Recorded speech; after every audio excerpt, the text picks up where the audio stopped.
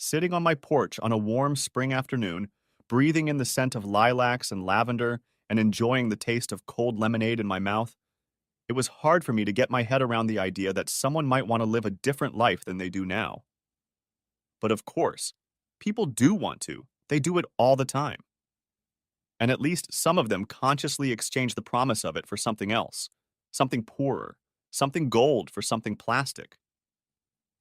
There was nothing particularly unusual about Megan and I's courtship. We met right out of college, dated for a couple years, fell in love, and got married. There was no drama, and almost everyone who knew us said they were sure we were going to get married from the moment we first met. We may not have been a modern-day Romeo and Juliet, but most people thought we were a great couple, and our time with each other was easy and fun, and we never got tired of each other. At least it seemed that way to me.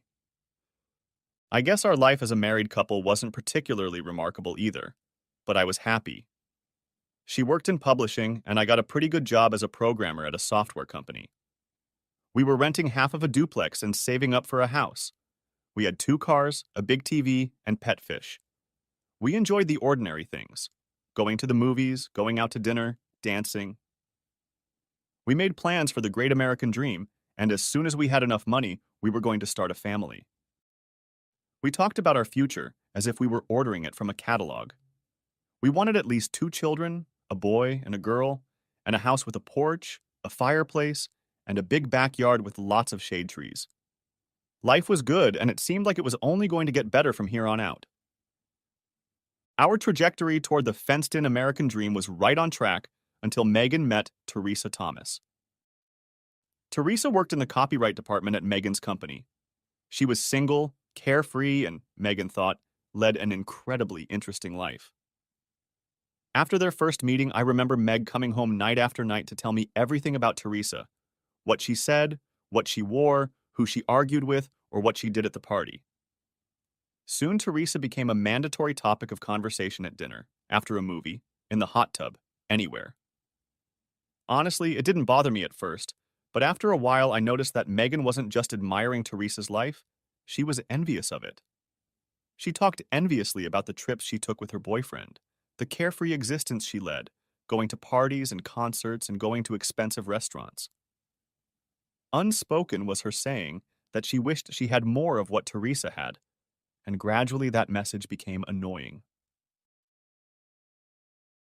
A couple months after they met, Megan started taking Teresa out to eat and socialize with her, and that's how I was first introduced to my wife's obvious role model.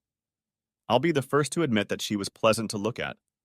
She had smooth olive skin, long black hair, a curvy, well-built body, and dark, penetrating eyes.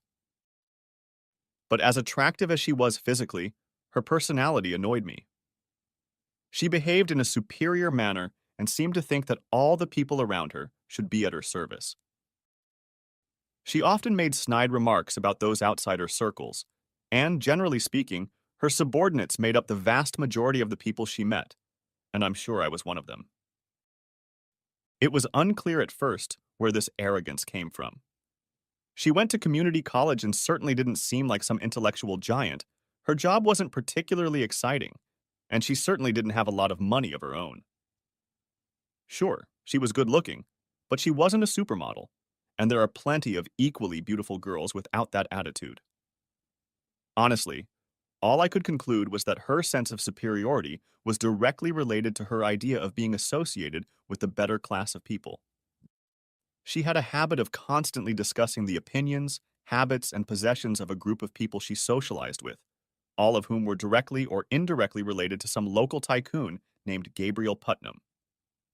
Teresa had met Gabriel through a friend of his named Stuart, whom she had met and started dating a year or so ago. Now they both spent a lot of their free time at Gabriel's house, which turned out to be a giant mansion on the outskirts of town. As far as I could tell, Gabriel had no real accomplishments. Apparently, all his money came from being born into a family that controlled an obscenely profitable chemical company. And so, with no real responsibility, he had mastered the art of living an idle lifestyle and was obviously eager to share it with anyone he deemed worthy to be his friend. No wonder his mansion was the center of attention of all the beautiful people of the city, and they gathered there to party 5 or 6 nights a week. I soon realized that if you weren't used to Gabriel's house, you weren't worth a day, at least in Teresa's little world. Judging by Megan's growing adoration of all things Teresa related, it was pretty clear to me that she was eager to spend the night at Gabriel's in the worst possible way. So I wasn't surprised when she came home one Thursday afternoon in an incredibly manic mood after Teresa invited her to go to Gabriel's later that night to introduce her. I guess I figured I'd go too, but when I asked what I should wear and what time we'd be leaving, Teresa made it clear that it was a bachelorette party and that I'd be out of the loop. At this point, alarm bells rang in my head, but they were faint enough that I didn't panic completely. The alarm got much louder when I saw that Megan had come out of our bedroom wearing a rather provocative black dress that showed off her legs and cleavage, and that she had put on full makeup and done her hair. When she dressed up like that, it took my breath away, and that night, in a dress that showed off all her beautiful curves, she looked like a dream with sandy hair, brown eyes, and pale skin. Something between a peachy country girl and a bikini model dressed to perfection. She was so gorgeous that I felt nauseous at the thought of how other men would make plans to try their luck once they saw her, and I had an overwhelming urge to ask her to cancel or insist that I go too. But before I could think of a diplomatic way to broach the subject and express my concern, she was already out the door with Teresa and on her way. After she left, I didn't immediately realize that waiting at home while she partied would drive me crazy, so I decided it was better to keep myself occupied somehow and decided to go to a football game with my buddies. My best friends were Greg Martin and Bill White, a couple of guys from our neighborhood whose company I could always count on. I had known Greg since college and Tom since we moved into their neighborhood, and along with their wives, Sally and Julie, we spent a lot of time hanging out together. The men often played golf or watched football together, and the girls often went shopping or even to the spa. In pairs, we went to the movies, bowling, or miniature golf, and even went on a couple of vacations as a group.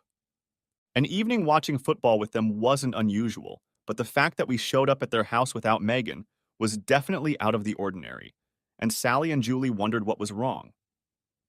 I guess I was pretty vague in my answer, so like dogs circling a cornered squirrel, they kept pushing until they got the whole story out. No one said much of anything, but I noticed a few raised eyebrows and the men nervously bantering with me about my wife wanting to upgrade. I laughed at the jokes, but I didn't really think it was that funny, and I'm sure everyone was starting to sense my discomfort.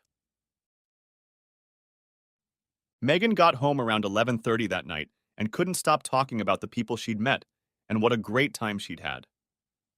She looked a little tipsy, which didn't surprise me because she was never averse to drinking a fair amount in public places. Soon her enthusiasm for the evening she had spent began to annoy me. Of course, I understood that she was having fun and was interested, but after hearing her talk for hours about people she met at a party where I wasn't welcome, I gritted my teeth and decided to change the subject. As I listened to her review of the evening, I remembered a few names over and over again. The ultra-rich Gabriel was obviously charming and witty, as well as a gracious and generous host who didn't fail to shower his guests with food, booze, and compliments. As a popular, attractive, super-rich bachelor, Gabriel played the role of the perfect bachelor. Women of all ages swarmed around him all night long. Keeping up with him was a guy named Palmer, a local lawyer who seemed to be a very close friend of Gabriel's. Megan described Palmer as bossy, talking with obvious admiration about how he dominated conversations and was the center of attention, even if Gabriel was in the room. Apparently, everyone knew him or himself. He was a pretty popular guy, and judging by Megan's smile and excitement as she recalled the evening, she was very flattered that he spent a lot of time talking to her. Then there was Teresa Stewart's boyfriend, who, according to Megan, seemed a little younger and a little more playful. I think Teresa had been all over him all evening, but that didn't surprise Meg because apparently public displays of affection were common with Gabriel. I listened to her talk about how wonderful she'd spent the next few days, and a couple times I came close to saying how ridiculous I thought it was to lambast a bunch of socialites and their acolytes, but decided that would sound bitter or envious or both. Eventually, my answers must have worked, because she finally returned to talking about the mansion and its ever-interesting inhabitants and visitors. About a week later, she received the invitation again.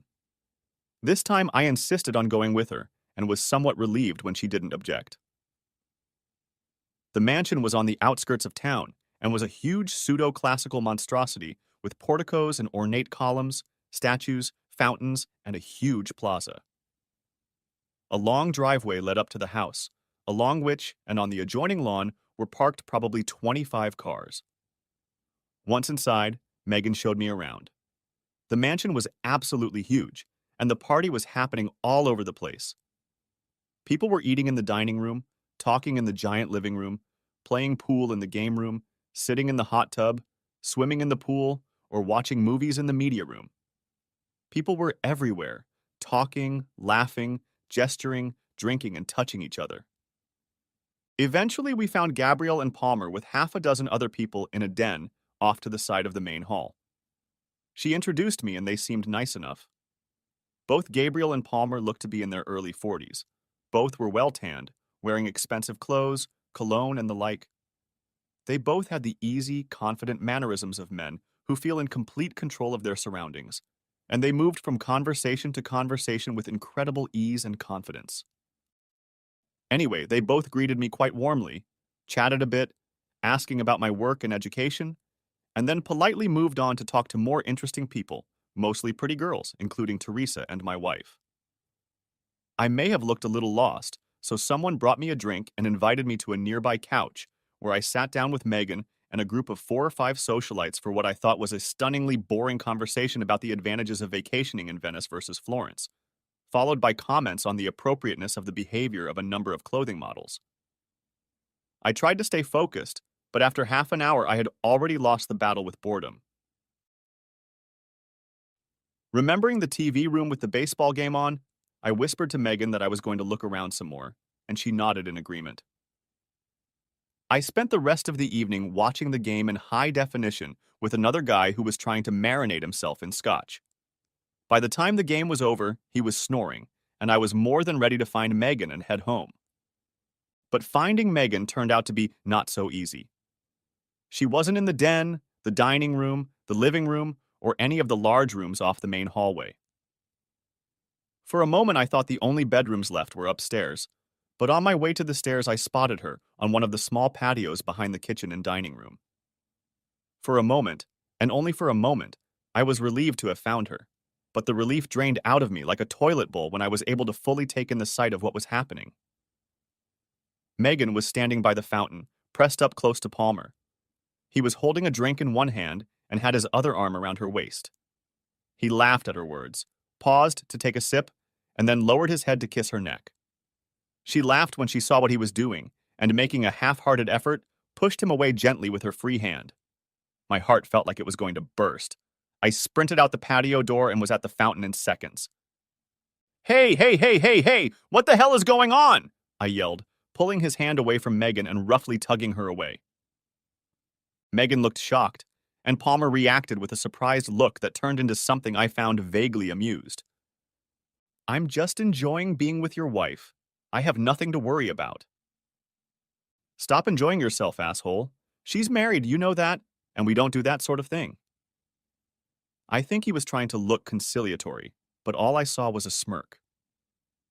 Megan started to blush as I froggy-eyed her, and I figured it was because of her own embarrassment at being caught in a compromising situation. I realized how wrong I was when she hissed in my ear. "Matt, don't be an ass. Palmer is a friend and one of our hosts. You're overreacting. Seriously, you're embarrassing me, and you need to apologize right now." I was stunned. I had nothing to say to that, so I muttered something about how he'd rather get a broken jaw than an apology, and proceeded to walk her off the terrace, through the house and to the car. We were both furious and didn't say anything most of the way home. Finally, she turned to me and said, "What the hell made you humiliate me like that in front of my friends?" I spat back, "Why the hell did you start making out with a guy in public?" "We weren't kissing. We were just flirting a little, and I don't see anything wrong with that. You're damn overreacting. That's what this is about." This argument went on for the entire car ride, the walk up the driveway to the house, all the way through getting ready for bed, and right up until we both pretended to fall asleep. I was shocked by her behavior, but completely stunned by her defense. I asked myself a million times if I was overreacting, if this kind of thing was really normal for a married couple, if there was any way I should take it from her. But I couldn't, and remained amazed that she considered behavior that was clearly out of line for me to be normal for her. How could we see the situation so differently? By the next morning, it was still a little chilly, but the situation had improved enough that we could talk to each other. I thought about having a big conversation about the night before, but I got lazy and decided to leave it at that. In fact, I guess I talked myself into believing that she was so embarrassed by her behavior that she decided to downplay its significance. Otherwise, defending her actions made no sense to me. But when she received an invitation to Gabriel's again on Saturday, I quickly quashed any thought of her going. We had already arranged for a barbecue at Sally and Greg's, which I thought should have been a lot more fun, and canceling it would have been very rude. Besides, I was still mortified by her behavior on Thursday and was not at all willing to give Palmer or any other guy another shot at my wife. Not surprisingly, Megan wasn't too happy about my decision and had been sulking and cursing all morning. Her mood didn't improve one bit when we arrived at the barbecue, and she refused to socialize at all. She drank more than usual, gave one-word answers, didn't laugh or even smile, and sat alone every chance she got. Finally, when she was alone in the house, I went inside to confront her. Hey, what the hell, Meg? You're really ruining the party. Sally just asked if you were sick, and I just had to tell her you were in a bad mood. I know you're mad at me, but don't take it out on everyone here. You need to go out and at least try to have some fun. She threw me a sour look and said she wanted to go home. I asked her again to stay and try to have fun, and that's when she exploded. Look, Matt, I know you love boring things like barbecue, love having boring conversations with boring people like Greg, Sally, Bill, and Julie, and are perfectly happy coming to this boring place to have... She stopped half-heartedly due to a rumbling noise in the kitchen just behind us. We both turned around and saw Sally, who was on her knees, frantically kicking at the shards of a serving plate. She had obviously heard everything Megan had said. Sally, sorry, gasped I, as Megan sat silently beside me. Sally smiled painfully. Oh, it's okay. It's a cheap plate, she said, painfully pretending they were both talking about the plate as she picked up the last bits. We watched in silence as she left the room, and then sat there for a few more moments without saying anything. Finally, Megan turned to me and started, Look, Matt, I held up my hand for her to stop. You win. I'm going to let everyone know we're leaving. I'm sure it will be incredibly awkward if we try to stay. I walked outside to our friends, whose conversation was suddenly interrupted when they spotted me on the deck. I had no idea what to say, so I decided to say something that everyone knew wasn't true. Hey guys, Meg's not feeling too good, so I think we're going to take a break and just go home. I'll see you later. They all mumbled something about hoping she was feeling better and that we'd see her soon. There didn't seem to be anything else to do, so I took Meg and left. All the way home, I was worked up and didn't say anything, realizing that if I opened my mouth, I would explode. She sat in silence, staring out the passenger window, but she didn't look particularly remorseful. No tears, no attempt to apologize or make excuses. Nothing that made me think she was sorry. I was so puzzled by her recent change in behavior that I didn't even know how to begin to question her about her behavior. So all I could dare to do when we got inside was say, You really can be a little shit sometimes, Meg. She looked at me defiantly and simply replied, Now you know what it's like to be embarrassed in front of your friends. We spent the rest of the night in silence. Over the next few days, there was a gradual thaw, and by the middle of the week, things were back to normal, or what had become normal. We talked, laughed, watched TV, and had fun. But Teresa was also getting into the new normal, so she came over twice during the week, and she and Megan spent their evenings watching TV, listening to music, and talking. The only thing that didn't happen that week was a trip to Gabriel's. I thought that maybe Meg thought she was a little over the top because she didn't even ask her to do it. But she brought it up the following week, and by then I had cooled down enough to agree. I really didn't need another night at the snob house, but there was no way I was going to let her go alone after what happened last time. She'd made me promise not to cause trouble, and I'd made her promise to be more sensible when flirting. The mansion was the same as before, only there were half as many people. Palmer and I had time to shake hands and apologize, and the evening turned into a series of elitist conversations that couldn't have been more boring than I was. Megan was on her best behavior, and I was bored, so we agreed that Teresa would drive her home and I would leave early. Everything seemed to work out, and for a while it became a once or twice a week routine. I would stay for an hour or so, talk for a bit, get bored, and leave early, and Teresa would bring Meg home later. Megan seemed happier, and I found myself adjusting. It seemed like a win-win. Around the same time, there was a commotion at work. There was a major update to some software that had an expired release date, and it turned out to be very, very glitchy. I was pulled from all my normal duties and tasked with fixing it, and as usual, I didn't get much help. My boss made it clear to me that it would be very good for my career if I could fix it within a couple months, and also suggested that they might have to find someone else if I couldn't. So naturally, I knew I would be spending a lot of time at work after hours and on weekends. This wasn't the first time I'd had to spend many hours at work for an extended period of time, and I expected Megan to go on a rampage. In the past, when that happened, Megan would start fussing and make me promise to make it up to her with a nice vacation or something. But this time she hardly complained at all, and said she didn't mind if she could hang out with Teresa and the rest of her new friends when she got lonely.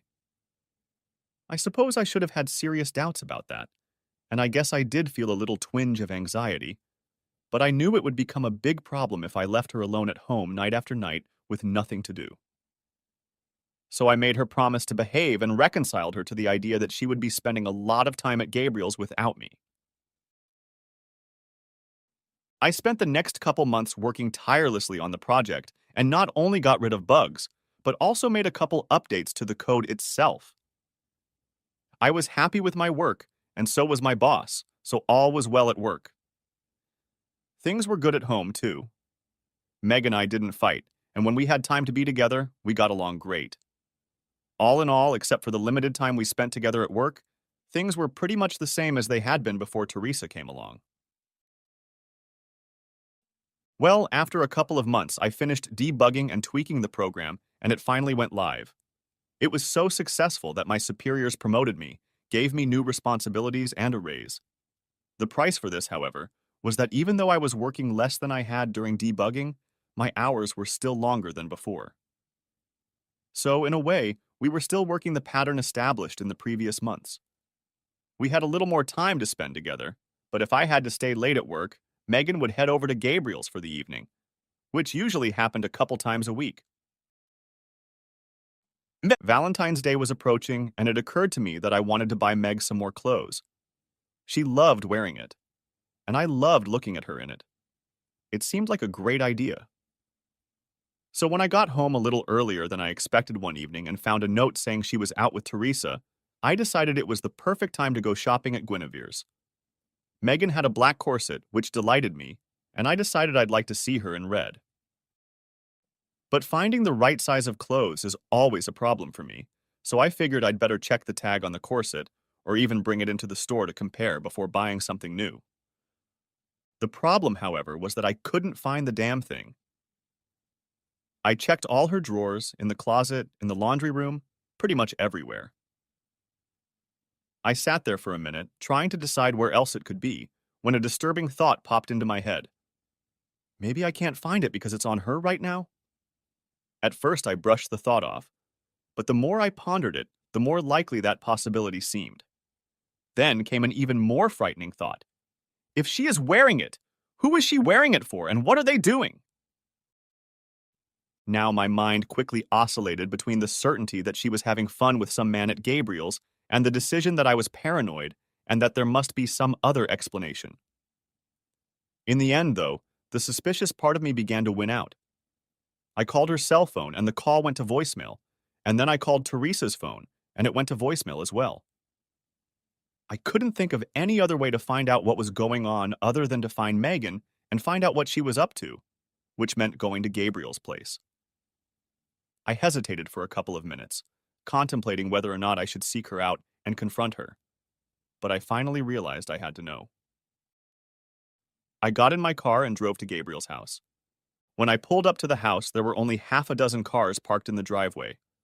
When I saw that one of them belonged to Megan, I knew I was on the right track. But my heart dropped into my stomach, and I felt my life start to fall apart. I parked, walked purposefully down the driveway, and knocked on the door, which was answered by Jordy, a huge, affable black man with a shaved head whose job it was to provide quiet and security. I thought about trying to squeeze past him to get inside, but even though I'm a pretty big guy, Jordy had 50 pounds of muscle, and I knew I wouldn't get far. I decided to act as relaxed as possible. I said hello, chatted a bit, and pretended I was welcome. He recognized me from previous visits and didn't obstruct me when I passed him in the house. As casually as possible, I started looking for any sign of Megan. I checked the patios, vestibules, and living rooms.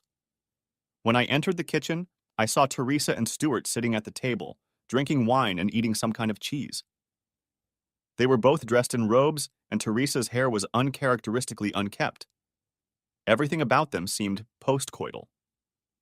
When I entered the room, she looked up and her mouth fell open in surprise and a hint of worry flashed in her eyes. "Teresa, where's Megan?" I asked as calmly as possible. "I'm not sure she's even here. I thought she might be at home," she replied nervously. I snorted and laughed incredulously. "Try again, Teresa. I know she's here." As Teresa tried to formulate another lie, she gave herself away when I saw her gaze shift nervously to the staircase that I knew led to some of the guest rooms upstairs. I unhinged my jaw, moved quickly to the stairs, and began to climb, 2 steps at a time. "Matt, stop! Matt, don't!" Teresa was almost begging. At the top of the stairs was a hallway with half a dozen doors on either side. I had no choice but to try them all. I cautiously opened the first door and saw a lump lying on the bed in the darkened room. My eyes adapted, and I realized it was just some guy taking a nap. The next 2 doors were empty, but in the fourth room, there was a couple lying on a bed. The room was as dark as an expensive restaurant, so it was hard for me to make out anything, since the only real source of light was the half-dozen candles at the headboard of the bed, as well as the faint light coming through the window and the minimal amount of light from the door I'd just swung open. The couple on the bed didn't react in any way when I slipped into the room, and I figured they either hadn't heard me or were so used to the occasional peek that they just weren't intimidated by the thought of a temporary or casual onlooker. I looked closely at the woman, and in the candlelight, I could make out her face as she turned slightly. She looked just like Megan. I stepped closer, and my foot hit something on the floor. Looking down, I recognized her black corset. My heart shivered. I leaned against the wall, fumbled for the light switch, and turned on the light. Megan quickly turned around and looked at me. First I saw annoyance, then surprise, then something else, maybe fear, but I wasn't sure. She rolled off the man, and I saw it was Palmer, sweating and more than a little annoyed. Megan sat next to him and looked directly at me. She spoke, slurring her words, notes of anger and concern audible in her voice. "Matt, why are you here?" "I came to see my wife," I said. "It's good to see you, honey." We stared at each other, looking for something, anything at all, to make this situation understandable or acceptable. I could see that she was on the verge of tears, and although I didn't realize it at the time, I think I had already crossed that line myself. But along with the pain, I felt anger rise up in me, white, hot, and explosive. I felt my fists clench, my jaw clench, and my nostrils flare. I took a purposeful step toward the bed, toward Palmer, and the fear reflected in his eyes. I knew I was going to hurt him as physically as he had hurt me, but as I approached the bed, a large hand grabbed my shoulder and spun me around. Suddenly, I was face to face with Jordy, and he looked angry and determined. I pushed away from him to take a step back towards the bed, but he grabbed me in a bear hug and dragged me out of the room. I managed to grab hold of his shoulders, pulling him to the floor, and we struggled there for a minute. For a moment, I managed to free myself and headed for the bed again, and when Palmer saw that, he hid behind Megan like a little boy. But Jordy caught me again, and this time managed to pull me back out into the hallway. He pinned me against the wall and spoke in a quiet, serious voice. I can't let you do this, boy. It's my job. But think about it for a second. Just think about it. This guy is a first-class asshole, of course, and you might feel better about sending him to the hospital. Or worse. But is it worth the jail time? Is it worth it? Will anything change if you cripple him? Or destroy him? Think, boy. Think. I continued to struggle with him for a minute or two, but his words seared my soul. I could accomplish nothing by talking or fighting. My shoulders slumped in a sign of surrender. Shit. It was all I could say. I looked him in the eye and nodded. He let me go and I started walking down the hallway. At the end of the hallway, I turned around and saw Megan in her robe at the door, looking at me, following me. I'm sorry, Matt, she said. Bitch. I replied and saw tears gathering in her eyes. She didn't follow me as I started down the stairs. At the foot of the stairs, I ran into Teresa, still in her robe. She looked unsure and perhaps a little worried. Don't do anything rash, Matt. She loves you. You love her. Don't mess this up. I looked at her and laughed bitterly. Without answering anything, I walked out of the mansion, got in my car, and drove home. As soon as I reached home, it was like I was paralyzed. I had no idea what I was supposed to do now. Pack up and leave? Pack her things? Wait for a serious conversation? Hire a lawyer? Get a gun? Lying on the couch and staring at the ceiling, I obsessively and unproductively considered the merits of all my options, and my mental indecision played out against the confused emotions of anger and heartache. Time flew by, and I was still lying on the couch when Meg came home about an hour later. Her arrival saved me from having to decide what to do next. The option of a big discussion was the first step. She had been crying and didn't have any makeup on, but her hair was damp, and I could tell she had taken the time to shower. I stood up as she walked into the living room, and she carefully sat down in the chair across from the couch. She looked at me with sadness and uncertainty, and I thought that maybe she thought I was going to start a conversation. At that moment, I didn't know what to say, so I looked at her expectantly. Matt, I'm sorry you saw that. I know how much it must hurt, and I'm sorry. I never, ever meant to hurt you like that. You know that, right? I was digesting the little she had just said. I'm sorry I saw that. I'm sorry I hurt you. I didn't hear any regret that she'd done it, or even a hint that it was a mistake that would never happen again. It took me a moment to gather my thoughts and respond. Well, it does hurt. It really hurts. I looked at her to gauge her reaction, but nothing had changed. I realized I needed to know what she was really thinking, what she was planning, because any plans I made were completely up to her. I felt like she held all the cards. So, Meg, what are you going to do? Get your stuff and move in with him? What? She looked shocked and answered aggressively. No, Matt, God, no. She paused. I love you. I love being your wife. I hate that I hurt you. I want things to stay the way they are. I could see she was sincere, but something about the way she spoke bothered me. What do you mean you want things to stay the way they are? She lowered her gaze, biting her lip and running her fingers over it. I got the feeling she wasn't sure what she wanted to say. Look, Matt, you're very emotional right now, and I don't think this is the best time for this. You're damn right. I'm pretty damn emotional right now, and you could say I want to clear something up. I practically spit the words out at her. She seemed to chicken out a little from my aggression and anger, but her eyes didn't take their eyes off mine. Okay, so what is it you want to know, Matt? Well, for starters, what the hell is your relationship with Palmer? Are you in love with him, or what? And again, what exactly do you mean by saying you want to keep things the way they are? She still looked unsure and awkward. But now I saw something different in her eyes, something akin to a challenge. I wouldn't say I'm in love with him. Not like I'm in love with you. Maybe it's a kind of love, but Love? What the hell kind of love, Meg? The kind of love a married woman might feel for another man? What is it? Because I'd really like to know. You can love more than one man, Matt, and in more ways than one. I'm married to you, but I'm not locked in some emotional prison where I can't turn to others. Good God, Megan. What the hell are you talking about? About reaching out to others? I just caught you in bed with another man, not handing out free food to the poor or buying Christmas presents for mom and dad. What the hell kind of love allows a married woman to jump into bed with another man? Man, she looked like she was searching for the right words. I was furious and growing impatient, and I think she realized that her answers were only making things worse. Our relationship means a lot to me and to him. I enjoy his company, and he enjoys mine. He fills my life.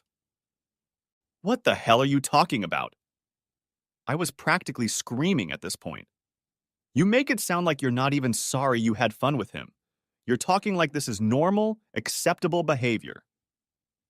Normal, Matt? What the hell is normal? She was getting a little aggressive now, and the way she defended herself with defiance and anger confused and frustrated me. Is it okay to artificially limit all your romantic feelings to one person for life? Is that okay, Matt? Yeah, I think it is. I mean, it's considered normal to sleep with the person you're married to. You're saving that kind of love. For your husband. It's normal, Megan. It's what married people do. It's what the hell is expected. I breathed heavily and looked at her incredulously. I continued. My God, Meg, it sounds like you want this to continue. That you want both of us at the same time. Is that what you mean by you want things to stay the way they are? You can't seriously believe that's possible. Look, Matt, like I said, you're very emotional right now, and you're in no state to rationally assess the situation. She waited a second, probably thinking I'd interrupt, but I let her continue. My relationship with Palmer does not and never will affect my relationship with you. There is no real reason why I can't have a close relationship with both of you. And if you love me and care about my happiness, I think you'll sacrifice your pride, which is the only thing you have to sacrifice, and let me see Palmer. She spoke in a measured voice, and her words sounded like she was giving a practice speech. Maybe she was. But still, I had a hard time understanding what she was saying. This is incredible. Matt, couples do this all the time. Maybe, but as far as I'm concerned, people like that aren't really committed to each other or even married. You know that. You know I don't understand the whole open marriage thing. In fact, you once thought exactly the same thing. I'm not talking about an open marriage where we go out and have fun with whoever we want. You could have fooled me, because I'm pretty sure I've seen you having fun with Palmer. I don't want to sleep with anyone. I just want a relationship with Palmer and with you. I want to be your wife and his what? His whore, his party girl. What? She bit her lip, pondering. I don't know. Probably his mistress. I want to be your wife and his mistress. It's been that way for the last month or so, and that's what I want going forward. I was at a loss for words, staring at her with my mouth open and eyes wide with surprise and disbelief. Finally, I found some words. His mistress? You want to be his mistress? You know, Meg, this isn't the 18th century. We don't live in Versailles, and Palmer isn't some kind of lord. Now I stood, took a step toward her, and pointed at myself. And you know what else? I'm not some wimpy dandy who's willing to put up with this shit. I'm not going to flush my self-respect down the toilet just so you can play Marie Antoinette or whatever the hell you want to be. At this point, I was so angry, confused, and frustrated that I felt completely out of control. I couldn't take it anymore, and I knew that if I continued to argue with Meg, the situation would likely get worse.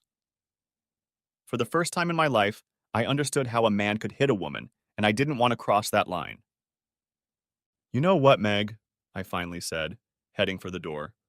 I'm out of here. I hopped out of the house, got in my car, and started driving aimlessly around town.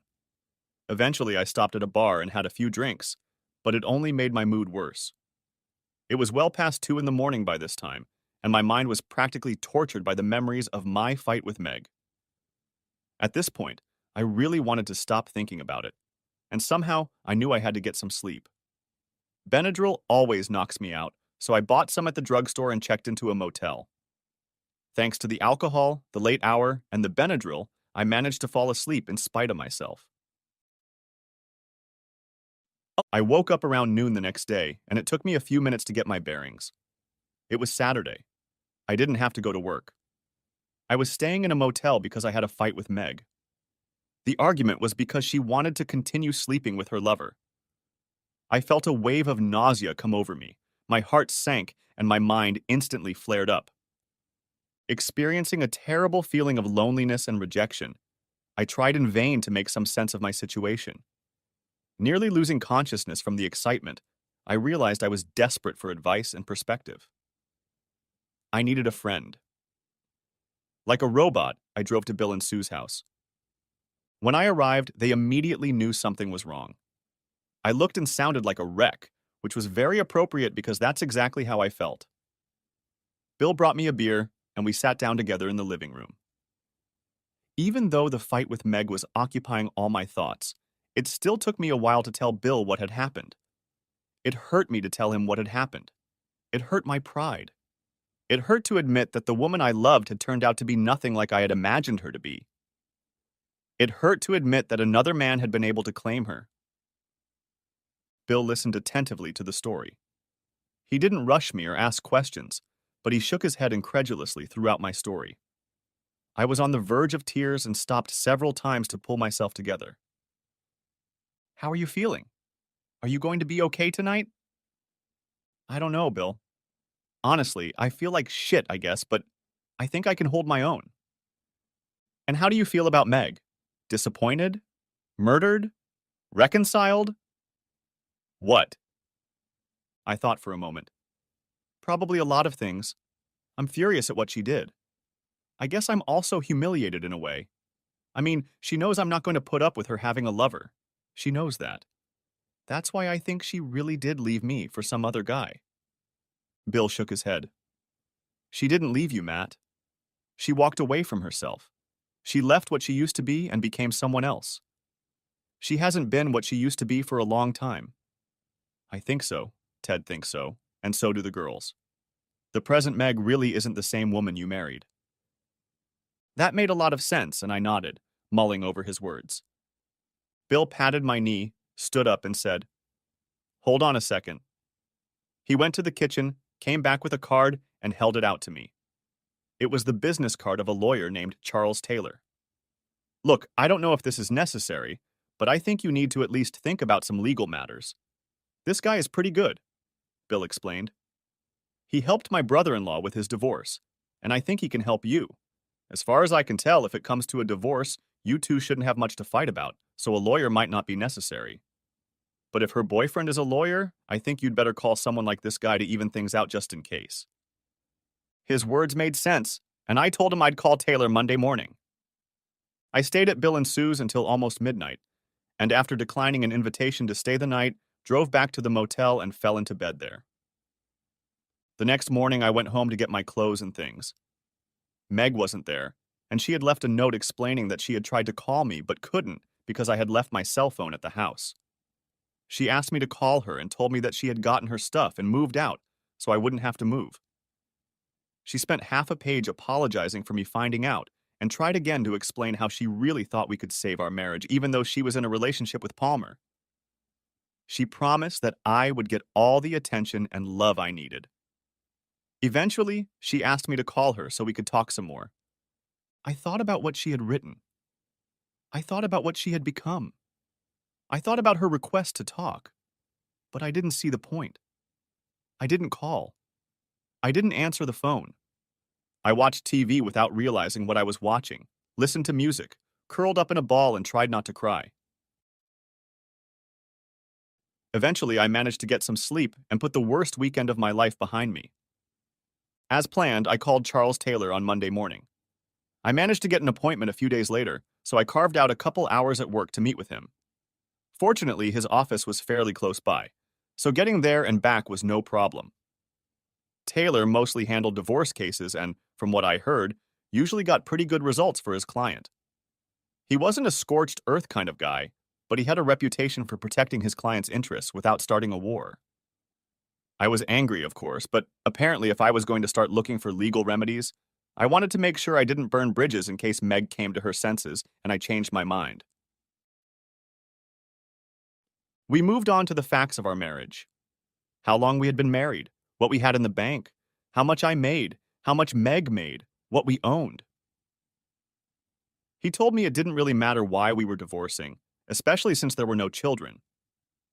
I could be a Satan worshiper with a meth addiction, or she could be a prostitute who'd like to bring home any number of STDs, and it wouldn't change the outcome much. Nevertheless, he wanted to hear my story. I wasn't sure if he was just curious or if he figured a story would help him decide how to represent me. So I took my time telling him the events of the past few months. He listened quite attentively and nodded or shook his head in agreement or disagreement with what I was saying. When I mentioned Palmer's name, a look of recognition came over his face. Are you talking about Palmer Atkinson? Yes, that's him. Do you know him? He's a lawyer, I think. And, of course, we went to law school together, in the same class. He paused for a moment, deciding whether to give any more information. You know, his name is actually Peter. He goes by the name Palmer because he thinks it sounds more sophisticated or something. Holy shit. I laughed a little.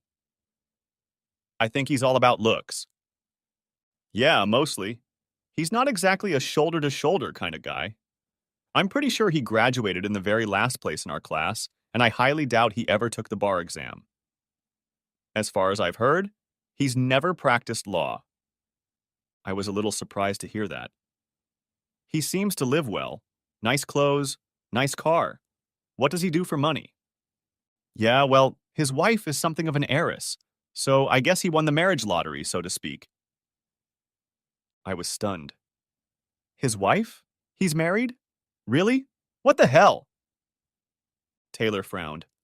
Sorry, I thought you knew that. Yeah, I'm pretty sure he's married. Or at least, I'm pretty sure he was married. He sat back down. Do you think it would matter to Megan if she didn't know? Maybe. But when she was married, it didn't matter much to her, so maybe not. Now I had one more thing to think about. If she didn't know, did it matter to Megan that he was married? If so, did it matter to me if she wanted to come back at this point? I doubted neither until I remembered some of her words from our confrontation. Couples do it all the time.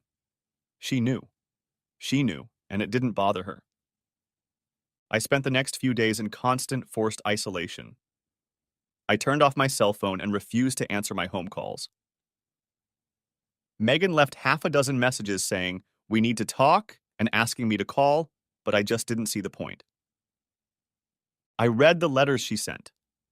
She wrote long, complicated, rambling notes trying to get me to see things from her perspective, painting a picture that our life together wouldn't be so different if she had outside interests, and that I would be free to do what I liked without her interference. She mentioned that she considered her relationship with Palmer to be self-limited, that it was something she needed for a while, but that she couldn't know exactly how long it would last. I continued to be perplexed, writing that this is not a side hobby like a knitting club, and its behavior that few married men would consider. She completely ignored what other couples have done, arguing that we shouldn't be slaves to convention, and wrote again that her relationship with Palmer would take nothing away from us. She tried to compare her physical relationship with Palmer to the full body massage I gave her during a vacation we took about a year after we were married, saying that it was different from what we had between us, no better or worse. She further stated that he shared interests with her, such as traveling and cultural activities, which I did not share, and that her relationship with him helped her fulfill those interests. She claimed that her relationship with him was somewhat similar to the one I had with Bill or Greg because we had common interests in sports that she could not share with me. At that point, I was so upset that I stopped responding and, as with her phone calls, started ignoring her emails. I felt I had to do this. It felt like we were speaking different languages. About a week after my visit with Charles Taylor, Teresa came to see me. She showed up right after I got home from work, dressed casually, in jeans and a winter jacket, sunglasses on a knit cap. I decided not to invite her into the house. "What do you want, Teresa?" I asked sharply. She threw me a look of restrained hostility. "Why aren't you talking to Megan?" "I think we've said all we have to say, Teresa. I have all the information I need at this point, and I honestly don't want to hear any more about her relationship with Palmer, how she wants to be his whore, and how I should be very happy to put up with that shit. I have to wonder what the hell kind of woman Palmer's wife is if she's agreeing to this shit." I used a deliberately harsh tone, trying to let Teresa know that I was hurt and angry and not in the mood to make up in any way. It didn't faze her. "You know, Megan actually knows his wife, Matt. They get along great. In fact, they understand each other very well because she's had a couple boyfriends herself. She lets Palmer do what he wants to do to be happy, and she gets the same. She's just not a possessive ass like you." Teresa thought for a second, then softened her voice a little.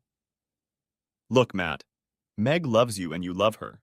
And just because she has an interest in another guy, you're letting your ego get in the way and trying to ruin a beautiful relationship. No one is going to be happy if you keep this up." "Really, Teresa? That's the best you can do?" "That's pretty much the same argument Megan used last week, so I'm a little curious.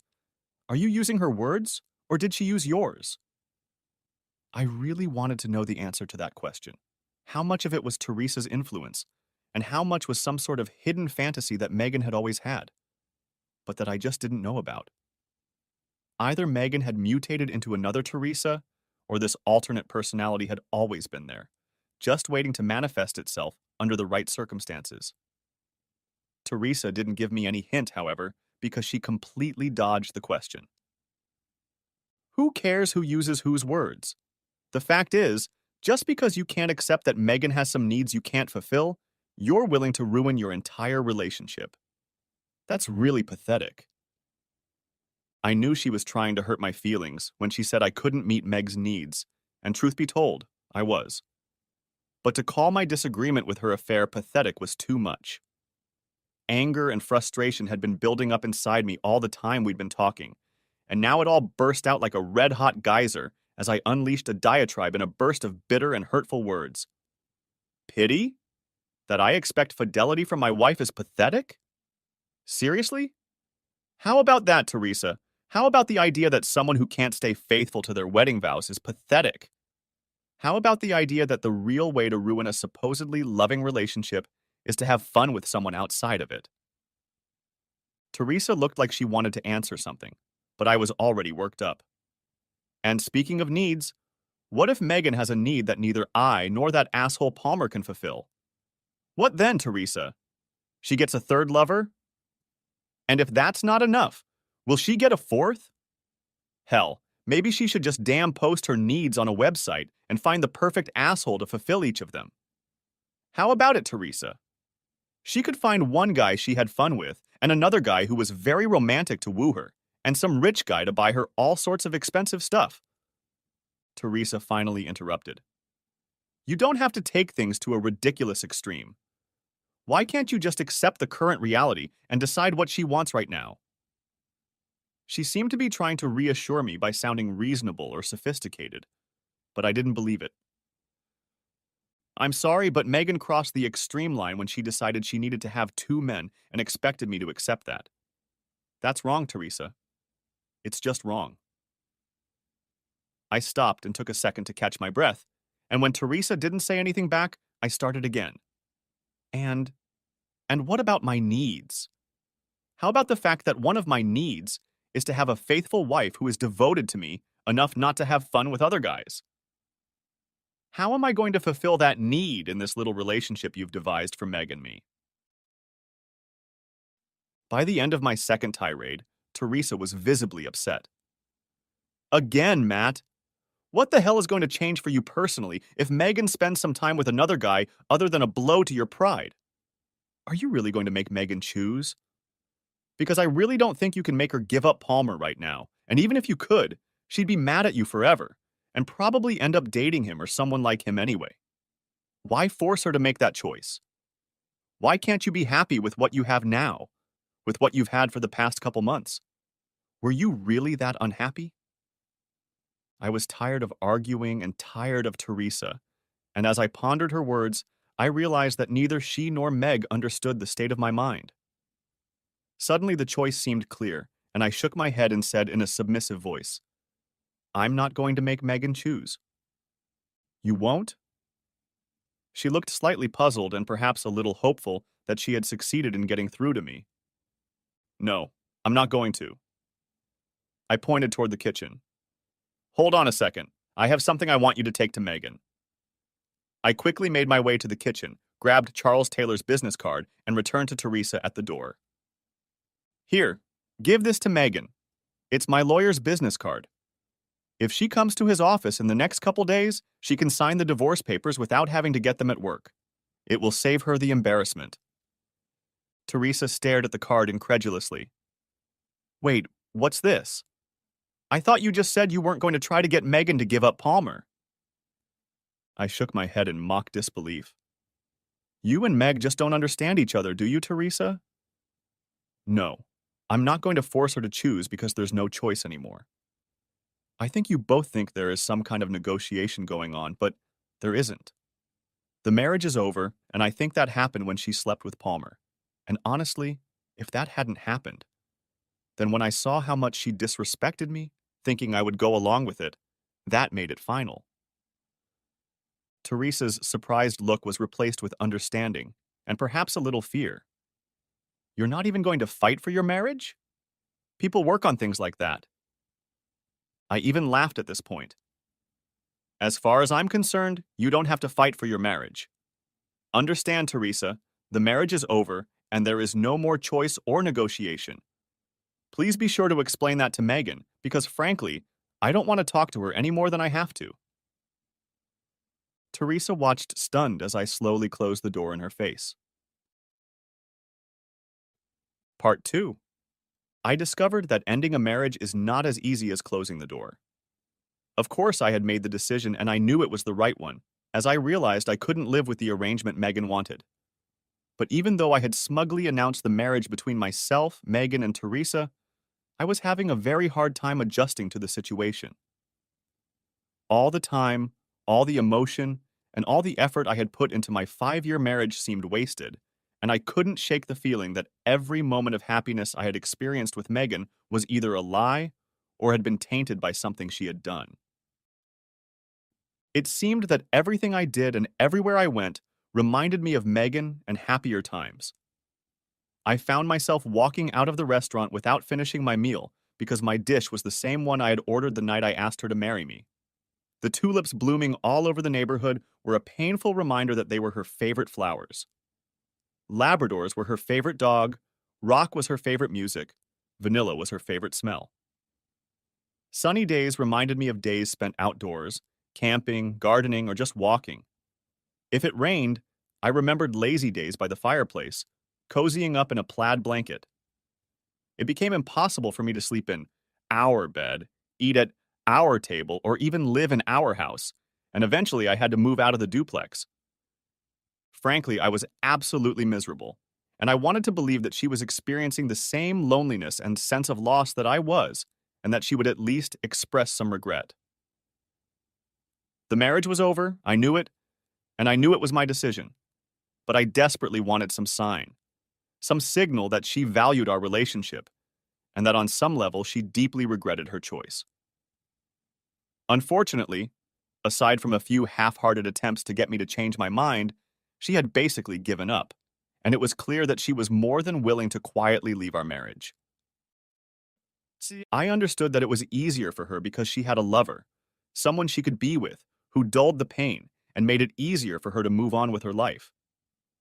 It seemed unfair to me that Megan could go on with half of what her life had become, and I was left without mine, especially since her half included new and apparently exciting things. While I didn't and couldn't know everything she did that summer before the divorce was finalized, I did know that she spent most of her free time with Palmer and Teresa and their band. I also knew that she had gone on vacation with him at least twice, once for a weekend in San Francisco and another time for a week in Europe. If she missed me, her new lifestyle no doubt eased the pain.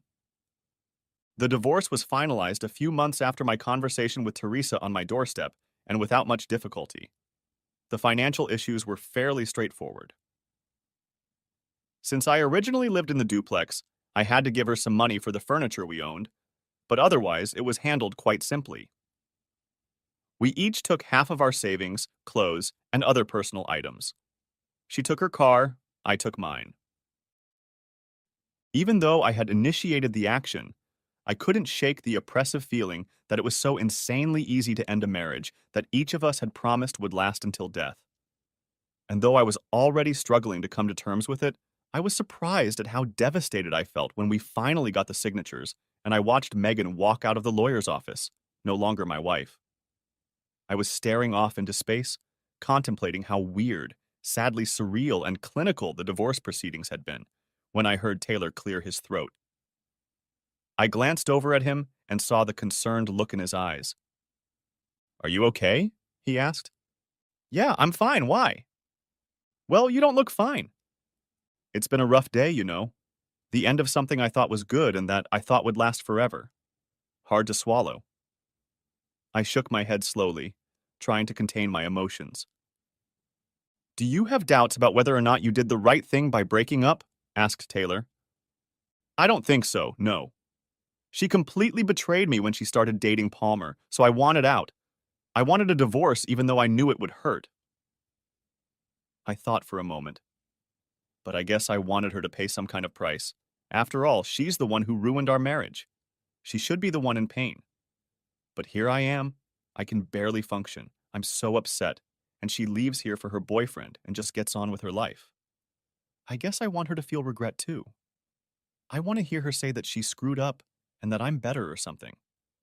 I want her to be as miserable as I am right now. Taylor listened to me intently, nodding sympathetically in response to my words. He seemed to want to say something, but I got the feeling he was considering whether or not to do so. Finally, he cleared his throat and cautiously began to speak. "I have seen many broken marriages and many ex-husbands and ex-wives who want what you want. They want their exes to suffer for what they did. They want them to have an epiphany, realize that they messed up their lives, and get the satisfaction of coming on their knees and crying about how miserable they've become, how sorry they are, and how they wish they could change what they did." He looked at me intently.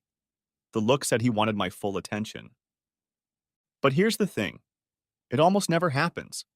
And even when it does, even when a tearful ex admits in great detail all the things he did wrong and all the things he regrets, that admission doesn't do much for smart people, because these are the ones who adjusted well after the divorce, who moved on. They have a new wife, new kids, a new home, and a new life, and they no longer care about the old life, the old wife, and the old resentments. I don't know for sure, but I have a feeling that someday Megan is going to regret a lot of what she did. But you can't wait for that day. You have to start living a life where you don't care at all how she feels. It's the only way to stay happy. Hell, it's the only way to stay sane. I didn't take Taylor's advice at first, though I thought about it a lot over the following weeks as I wandered through life, trying to adjust to the huge, gaping emotional wound Megan had left me. That wound demanded my attention, reminding me of my loneliness, her betrayal, and my apparent failure as a husband and as a man. In its best moments, it was like a tethered wolf that growled, trying to get my attention and threatening to slam into me if I let it break free. At its worst moments, it was like a fatal injury that caused unbearable and unrelenting pain until it consumed me whole. At work, I was almost unapproachable, writing code in silence, never talking or smiling to my coworkers. When I was with friends, I would mope, almost aggressively, and bring a dark cloud of uncomfortable gloom into their homes. When I was alone, I stared at the television, at the words in a book, or at the ceiling, waiting for the hour hand on the clock to magically bring me closer to something resembling happiness. When I slept, it was only after I cried. It went on like this for weeks, maybe months. I wanted to take Taylor's advice. I wanted to stop thinking about Megan and just be happy. I wanted to have a new wife, a house, a baby, and a dog. But I couldn't figure out how I was going to achieve that. I felt like a man without clothes, tools, or even a map, sitting on an ice floe in the middle of the ocean who just wants to get home or at least get warm. How do you force yourself to be something you're not? To feel what you don't feel?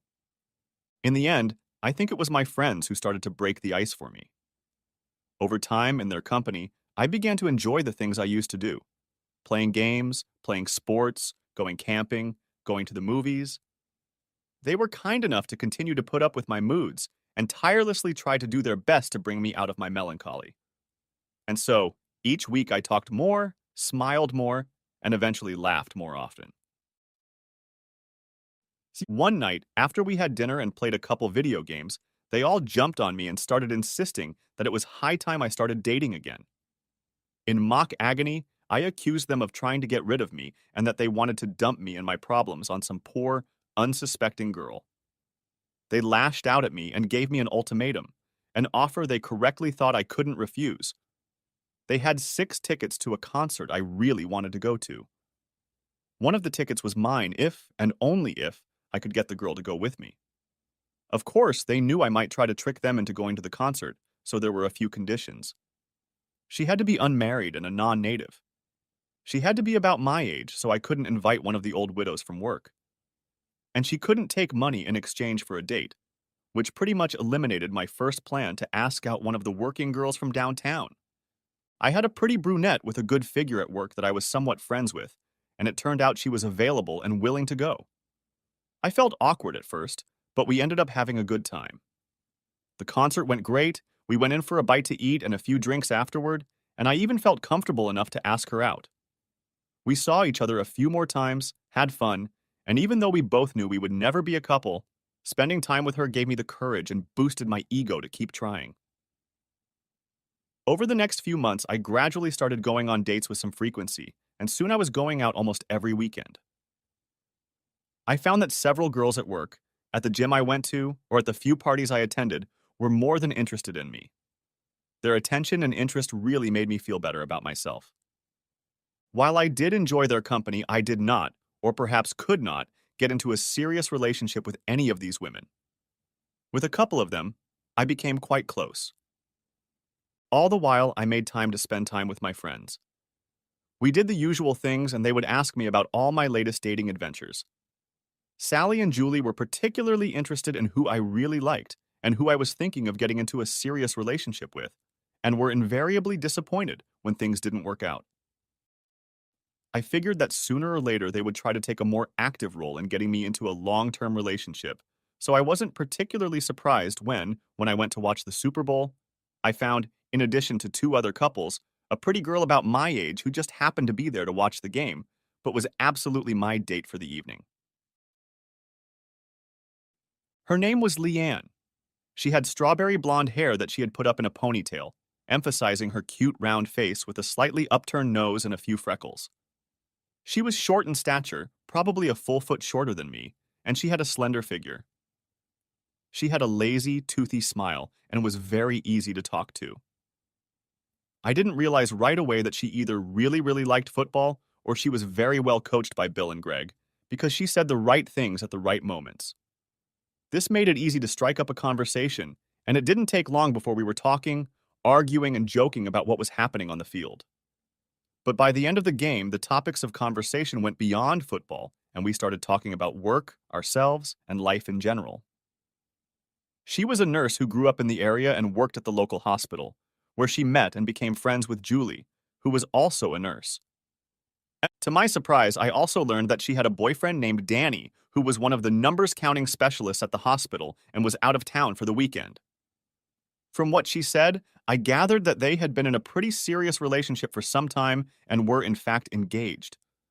But for various reasons, they had both decided that it would be a good idea to step back and rethink things.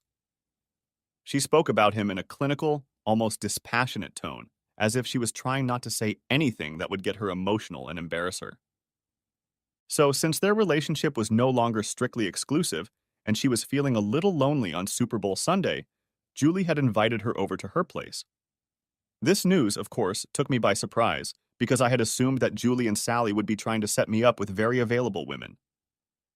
When she left after the game, the women began the inevitable questioning about what I thought and whether I would ask her out again, and I brought up the fact that she had a boyfriend. Julie tried to explain. Well, like Leanne said, they were in a serious relationship for a while, but now they're not, and they both go out with other people from time to time. But she still has a boyfriend, and she made it clear that they almost got married. There's a very big difference between almost married and married, Sally replied emphatically. What about almost married and completely free? That's a very big difference, too. I shot back. Julie snorted derisively. Come on, she's not almost married now. That was months ago. And frankly, I think that ship has sailed. How do you know? If it was over, that's what she would have said.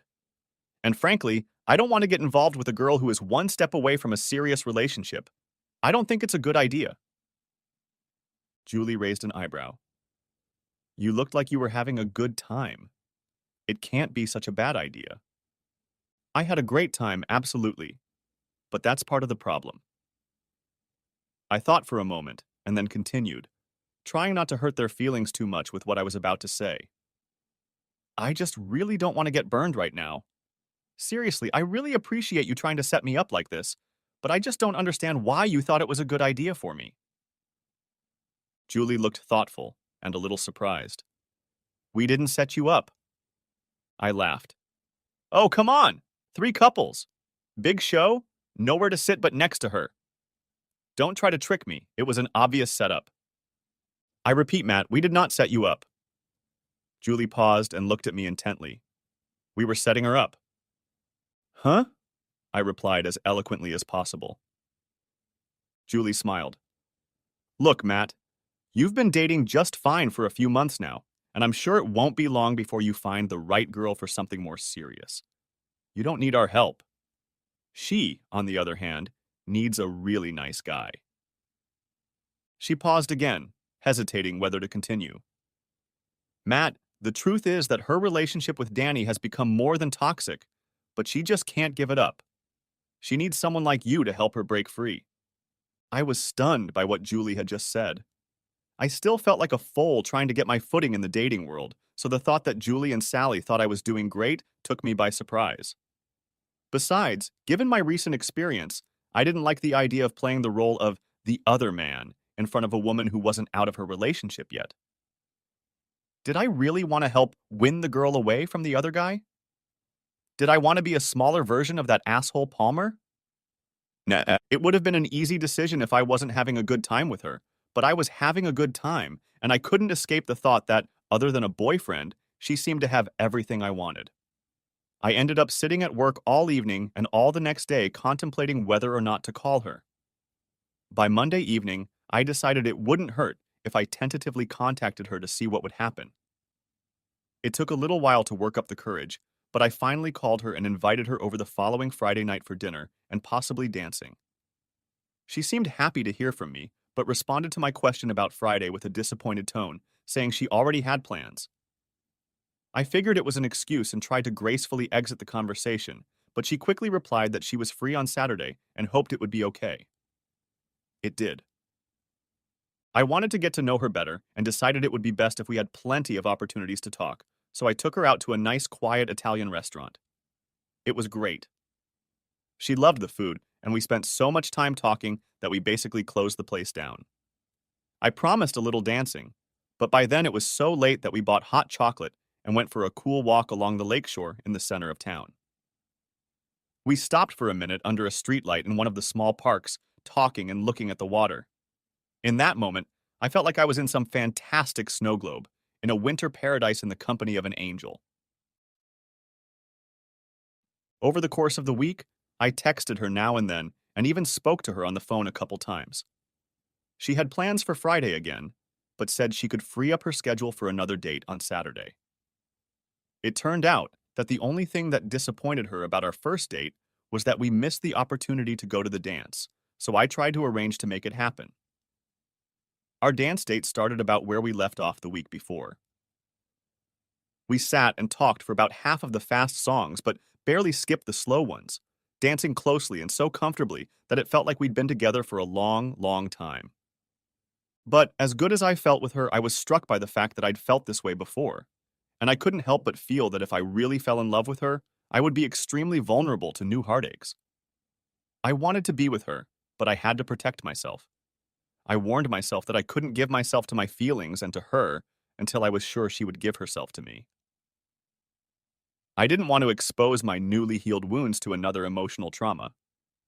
When I drove her home, she invited me in for coffee. Over the next few months, I saw Leanne as often as I could, fitting my time around her days and nights with Danny. We had a lot of fun, and we were growing closer. In the back of my mind, I knew I was playing with emotional fire, risking heartbreak again, but at the same time, I was happier than I'd ever been in a long, long time. It might have been smarter to back off until she was done with Danny, but at that moment I couldn't bring myself to even consider that option. All was well until July, when the 3-day weekend that included the 4th came around. We made no official plans, but we communicated, and I assumed we would get back together. I called her a couple times during the week just to talk, and agreed that we would spend the next weekend together. But on Friday afternoon, I called her to see what time I could pick her up, and I immediately realized that our plans to get together were in jeopardy. She hesitated for a long time when I asked what she'd like to do, and it was obvious she had some bad news she didn't want to share. When she finally broke it, I felt like I'd been punched in the gut. The night before, Danny had surprised her with an invitation to go to Vegas. They were leaving for the weekend right after work and wouldn't be back until late Monday night. She tried to reassure me, and I tried to be gracious, but I'm sure a little bit of bitterness did break through. How can you not be at least a little bit bitter when the woman you're in love with announces that she's going on vacation for a few days with another guy? It was a bad weekend for me, and I tried to pass the time by going out with friends. But mostly, I was an emotional zombie, and it felt like my life was just unfolding again. I felt lonely and abandoned, and with the feeling that it couldn't get any better, I imagined what they were doing: gambling, dining out, walking hand in hand, getting close. The images I was creating were eating away at me and turning my gloomy mood into a midnight mood. Saturday night, I had a dream. I was in a hotel in Las Vegas, walking down a hallway identical to the one in Gabriel's mansion, with rooms on either side. I opened several doors looking for Leanna, but couldn't find her. As I approached the last door, I heard sounds and stepped inside. I was struck by a vision I had seen before. A woman, a light came on, and she jumped off a man. It was Leanne and Danny, but he looked like Palmer. She smiled at me and laughed. "Sorry, Matt, but you're not good enough to take care of a woman by yourself." She turned back to Danny. My heart skipped a beat, and I woke up sweating and panting like a dog in the summer. Sunday morning, staring up at the ceiling in my bedroom, I reluctantly realized that chasing after Leanne was making me almost as miserable as I'd been during the divorce. I had to stop the bleeding and move on. I couldn't afford the emotional price I knew I would pay if I allowed myself to fall completely in love with a woman only to lose her again to another man. If I couldn't control her feelings and actions, at least I could control mine. I had to put a tourniquet on this relationship. She called me late Monday night when she got back, but I didn't answer then or when she called several times on Tuesday. I guess I acted like a coward because I didn't want to tell her my decision, but I forced myself to talk to her on Wednesday. "Hey, Matt, I've been trying to reach you. Is everything okay?" I was careful and circumspect in my answers. "Yeah, everything's fine. How was Vegas?" She didn't answer right away, and I suspected she was picking up on an appropriate answer, something truthful that wouldn't hurt me too much. "It was fun. Some gambling, dinner, caught a couple shows, that sort of thing. Not the best time of year to go to Vegas, though. It was really hot." The conversation continued, but I wasn't very talkative. I think she was waiting for something, maybe an invitation to get together, but I didn't offer. Finally, she asked when we could meet for a date or just to spend time together. I took a deep breath. "Well, Leanne, I don't know. I think it would be nice if we backed off a bit." Maybe give each other some space. I heard her sigh softly over the phone. Her voice trembled slightly. Why Matt? Leanne, look, I don't think I feel comfortable with us continuing the relationship. I had a really shitty weekend, and to tell you the truth, I just don't think I can handle a lot of that kind of stuff at this stage of my life. I've had a lot of heartache over the past few years, and I can do without it. I heard a sniffle and a small cough. I see. So you're just mad at me for going to Vegas? I'm sorry it was last minute. I didn't know what to do. Danny already bought the tickets, and Leanne, it's not about you going away for the weekend, I interrupted. It's about the fact that this trip has finally dotted all the I's in your relationship with Danny. I guess I was fooling myself by not paying attention to the fact that you're in a pretty intense relationship with another guy, intense enough to fly away for the weekend. And now I'm not fooling myself. I continued. I guess I thought you were in a relationship that was fading away, that it was something fairly mundane that I could accept. But as I think back over the last few weeks in the trip, I can see that's not the case. I see that both of you are making a serious effort to try to move forward. And that's fine, that's great. I'm in no position to complain as I knew about this when we started dating, and I went into it with my eyes open. You didn't hide anything and you didn't cheat. But still, I think I may have misunderstood that being the other guy isn't good for me right now, so I have to back off. Think about it, Leanne. It might be good for you too. You won't have to juggle schedules or make excuses, and I won't be some obstacle in the way between you and Danny. She listened to me, letting me talk, breathing raggedly, as if trying to suppress a sob. Finally, when I stopped, she said, Is that what you think? That you're some kind of obstacle? That you were just some other guy I used for fun or something? When we were together, what did I do to give you that impression? I don't know, Leanne. I don't know what you think of me or us. So please tell me, what am I to you? Because honestly, I can't figure it out. She started to cry. I've been trying to get to know Matt. I thought we were trying to figure out who we were, who we could become. My heart clenched because she looked so upset, but I reminded myself what this conversation was supposed to be about and repeated my version. Look, I'm not trying to be a jerk or give you an ultimatum or make you feel bad, but I can't go on like this right now. Like I said, it's best for both of us if we simplify what's going on, and realistically speaking, that means you and I are going to have to back off from each other. If we do that, I won't be in as much pain, and you won't have to work beside me while you try to deal with Danny. Leanne whimpered some more. I guess I didn't realize you were in so much pain, Matt. It was, I said. It was, thought I, saying goodbye and hanging up. For the next few weeks, I tried my best to immerse myself in my work. I had another rather important assignment that required a lot of time and concentration, and I was grateful for the distractions. It made the days go by more smoothly, and the late returns home made the nights a little shorter. On weekends, I sought out friends to hang out with and tried not to be Mr. Frowny. Julie and Sally took me seriously, although they gave me a hard time about it at first.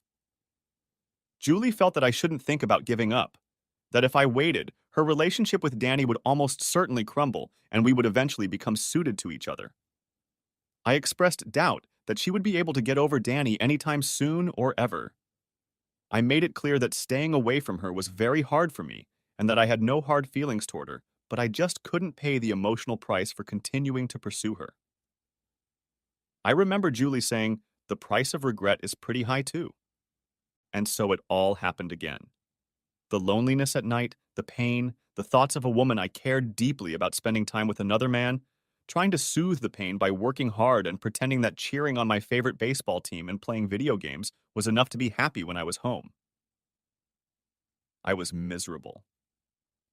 One night, about a month after that, I was awakened from a dead sleep by the sound of my cell phone ringing.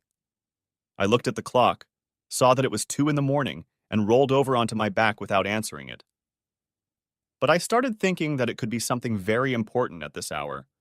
Maybe Mom or Dad was sick or something, so I picked up the phone and saw that I had a message. It was from Leanna, and it had a very simple message. I really miss you. I must have stared at those words for about 20 minutes, thinking about her, wondering what she was doing and why she texted me now, in the middle of the night. I imagined that she had had a rough night and that she must really need a friend. Suddenly, this self-exile became meaningless to me. I was lonely, miserable, and obsessed with her, and she wanted to be with me so much that she sent that text at that hour. She hadn't betrayed me. She just couldn't give me the reassurance I needed as I allowed myself to become even more attached to her. I sent her a text back. I miss you too. I called her the next day, and after a few awkward moments, we talked like nothing had happened. We talked and texted for a week, and eventually I asked her out to dinner. This entailed more dates and more time together, and soon we were spending several nights a week with each other. She was still seeing Danny, but her dates with him were becoming very irregular, and a couple times she gave him up altogether to be with me. By this time it was mid-September, and we made a date on Friday night to have dinner and go to one last outdoor concert before summer finally faded away. After the concert, we walked around the park holding hands, talking, laughing, and kissing. Sometime around midnight, we went to a late-night coffee shop and drank dessert, holding hands across the table, unable to take our eyes off each other, the conversation never stopping for a second. Eventually, it got so late that the date had to end, but neither of us wanted to say goodbye. I desperately wanted to take her home, but I knew that if I did, we'd almost certainly end up in the same bed, and without her firm promise to be exclusive, I felt it would be a mistake to make myself too vulnerable. She was disappointed when I told her I'd better take her home, but made me swear I'd see her later in the day since it was early Saturday morning. It wasn't hard to promise. Leanna took the earliest opportunity to capitalize on my promise.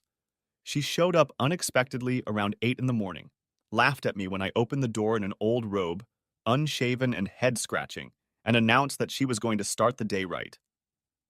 She said she wanted to show off her culinary skills, and while I showered and shaved, she made a couple omelets and hash browns. Over breakfast, we had a lively conversation and playfully argued about what we should do that morning. Eventually, we decided to visit the planetarium and spent the morning and part of the afternoon watching presentations about stars and planets. Around mid-afternoon, we grabbed a bite to eat at a nearby sandwich store and then took a short walk through a nearby park. The conversation lagged a bit, and in the silence I saw Leanne bite her lip, mulling over something she obviously wanted to say. Her hesitation alarmed me because I didn't want to hear anything complicated. Matt, I need to tell you something, she began. Do I want to hear it?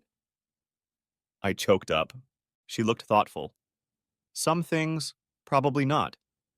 But I think I should tell you about... She paused, obviously trying to find the right words.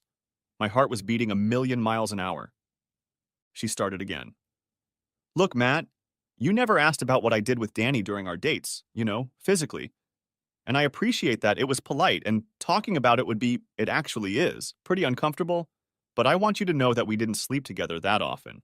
Maybe once or twice a month, no more, since you and I started dating. Hearing her talk about sleeping with Danny, even if infrequently, was painful, but I could breathe easier now. I didn't want to hear about what she was doing with Danny, but what she was saying was much easier to hear than what I was most concerned about, that she had decided to be exclusively with Danny. She looked directly at me, her eyes meeting mine. The other thing is that the last couple times, even before Vegas, I really felt like I was cheating. Like I shouldn't be in bed with him, that I shouldn't be doing this to you. That night. The night I texted you, Danny was really strong, and I just couldn't do it. I had to say no. He got a little angry and I asked him to leave and he left, and he did, but he was very upset. All I could think about was how I wanted you to be there for me and hold me and make everything better. I wanted to be with you, and even if I couldn't, I wouldn't cheat on you. I could breathe easier now. Her confession brought me relief, and like magic, my mood improved. I was smiling and even feeling a little lightheaded. I wanted to say something incredibly romantic. I wanted to impress her with the depth of my feelings and give her something she would remember forever. I wanted to be Keats, Don Juan and Cyrano de Bergerac all rolled into one. But at that moment, all I could think of was to say, "How about you come back to me?" She was still breathing hard, looking at me with bedroom eyes and holding me like she didn't want to let go. But then she said something I didn't expect at all. "Let's meet you there in a couple hours. I need to take care of something first." I was more than a little surprised and more than a little depressed. I asked what she needed to do, where she was going, why she couldn't do it later, but she was evasive, and given my recent track record, I was more than concerned. We reached my car, and I drove her to her house. She ran to her car, got in it, and drove off without entering the apartment, driving as if she had been shot with a gun. Her sudden departure made me think a million miles an hour. Naturally, I imagined she had better things to do than be with me, and felt pretty lousy about it. In the span of about 10 minutes, I went from being sure she wanted to be with me to not being sure of anything. I went home, got a beer, threw myself on the couch, and started watching some old movie. 2 more beers, a ham sandwich, another old movie, and I was already sure I was going to spend another night alone when suddenly my front door rattled open. It was so loud and unexpected that I jumped up from the couch, thinking it was the cops or something worse. Leanna burst into the living room, wrapped her arms around me, and kissed me. "Missed you," she said. "I went to see Danny." Having said that, she looked at my face, no doubt seeing the look of extreme confusion on it. "It's not what you might think. I had to tell him it was over. We'd been together a long time, Matt, and I didn't want to do it over the phone. He deserved to talk face to face. To do otherwise would have been cowardly." I was relieved, but still puzzled. "You had to do that tonight?" "Yes, Matt, I had to. And I did it for you. For us." Within minutes, we were in bed. Over the next few days, Leanna moved into the duplex with me. She hung her clothes where Megan's used to be, along with her makeup and shoes. We ate together, watched TV together, and slept together. It felt like a marriage, and after a few months of this relationship, I saw no point in not making it official. I asked her to marry me at the same Italian restaurant we went to on our first date, and her response was to rush across the table to hug me, spilling water on the tablecloth and staining her blouse with red sauce. At Thanksgiving, we went to her in-laws' house so they could meet me. Apparently, they were a little concerned that Leanna had gotten involved in a new relationship too quickly, and were also a little worried about my divorce. They stopped worrying when they saw us together, and after Leanne privately explained the circumstances of my divorce. I was nervous, but I think I made a pretty good impression. And by the end of the weekend, her family was treating me like an old friend, and her parents were already asking about our plans for the kids. Leanne and I didn't drag out our engagement and got married in a small village chapel on a crisp, snowy Saturday in February. It was a small, intimate wedding attended by family members and a few close friends. I had a hard time deciding on a best man, so Bill and Greg shared those duties, with Leanna's sister being maid of honor. Julie and Sally were bridesmaids, and as it was, they pretty much took over the wedding preparations, taking care of details that neither Leanne nor I were particularly interested in. The day after the wedding, we flew to St. Thomas and had a very relaxing and memorable honeymoon. We had such a good time that we promised each other we would return, perhaps for our 10th wedding anniversary. Over the next few years, Leanne and I saved up our money and eventually bought a house. It was a 4-bedroom house with a beautiful front porch and a large yard with trees and a flower bed. On the day we closed the deal, Leanne announced she was pregnant, and by the time we remodeled the inside of the house, there was a baby boy in the freshly painted nursery. With Tommy's birth, our lives changed, but I couldn't have been happier. We were becoming the family I'd always dreamed of. Shortly after Tommy was born, there was a shooting at Gabriel's house. Turns out some guy's wife had made a scene with one of Gabriel's friends, and he didn't take it as phlegmatically as I did. He pulled out a gun and shot Jordy in the leg and walked around the house until he found the wife and her lover, whom he shot before pointing the gun at himself. I think his wife survived and Jordy is okay, but the shooter and lover both died. The trial was rife with racy details and predictably became big news, even making national TV headlines. I guess the Putnam family didn't care much for the publicity, and they gave Gabriel an ultimatum, forcing him to sell the mansion and essentially exiling him back to the family estate in Ohio. Around the time of the trial, I was at a party at Bill's house and recognized Charles Taylor and his wife. I went over to say hello, and he remembered me. We talked for a while, and he seemed genuinely pleased with the way things had turned out for me. As I was about to leave, he smiled and asked me what I thought of Palmer. Honestly, I haven't thought about him in a while. What do you mean? Ah, well, I guess you haven't heard, but he's divorced. His wife finally dumped him for cheating? No, that's the funniest thing. They had such an, open marriage, and I guess she eventually got tired of Palmer and fell in love with one of her boyfriends. Anyway, she had an ironclad prenup, so Palmer was perfectly safe when she left him. So what happened then? Him and Megan? No, I don't think so, he interrupted. He had to leave town to get a job, and I'm pretty sure he left alone. Turns out he doesn't have any skills as a lawyer, which shouldn't surprise anyone. I think he works 9 to 5 at his brother's hardware store in Pittsburgh. Funny, isn't it? Yeah, I guess so. A little off the beaten path, huh? Taylor laughed and winked at me. I remembered what he'd told me in his office the day of my divorce, and realized how right he'd been. Things hadn't worked out between my former rival and Megan, and while that was interesting, I didn't need to know about it to be happy. I had a family that I cared for and loved, and that was all that mattered to me. The last time I saw Megan was about 3 years later. It was at the nursery, and I was with my boy, who was sitting in a cart while I was looking at the flowering plants. Leanna, who was 7 months pregnant with our second child, was examining the trees on the other side of the nursery. As I pushed the cart toward the row of lavender, Megan stood at the far end of the aisle examining a basket of herbs. She hadn't changed much, maybe put on a little weight, but overall remained the same.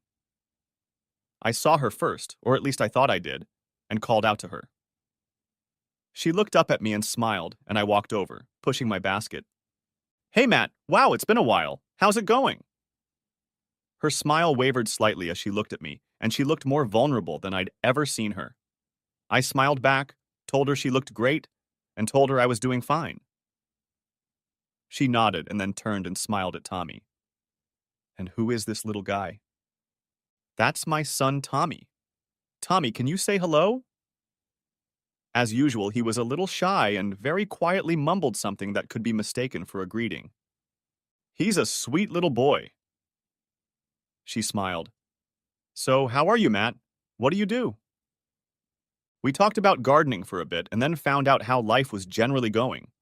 She was still working the same job, making pretty much the same paycheck. She wasn't seriously dating anyone and hadn't for some time. I wasn't entirely sure, but from what she said, I got the impression that her relationship with Palmer had ended long before he had to leave town. She mentioned that Teresa had married Stewart, but apparently the mutual commitment didn't work out for them, and they divorced after a year. Teresa moved in with Megan after that, but eventually they stopped getting along and she moved out after a few months. So now Megan lived alone in a small downtown apartment that didn't have much greenery. She said she buys herbs to plant in the little window box and envies the big garden I have. When we finished talking, Leanne showed up and I introduced her. We chatted for a couple more minutes and then said goodbye, and Leanne and I checked out and walked to the car. But as usual, Leanne forgot something and ran back to the store while I drove the car to the exit. A couple minutes later, Leanne came out of the store looking a little worried. I asked if she was upset, but she quickly put on a smile and shook her head, claiming she was just trying to make sure we hadn't forgotten anything else. We returned home and spent a typical spring day gardening and goofing around. Eventually, Tommy, Leanne, and I settled down on the porch swing, drinking lemonade, smelling the lilacs and listening to the sounds of the neighborhood. The silence was broken by Leanne. So what were you and Megan talking about before I got here? Oh, nothing. Just about gardening and stuff. I didn't really have anything to say. It was a little awkward, really. You didn't say anything bad? Of course not. Why do you ask that? I was puzzled. Because when I got back to the store, she was standing in the same aisle crying. I had to go around her so she wouldn't see me. She looked really upset.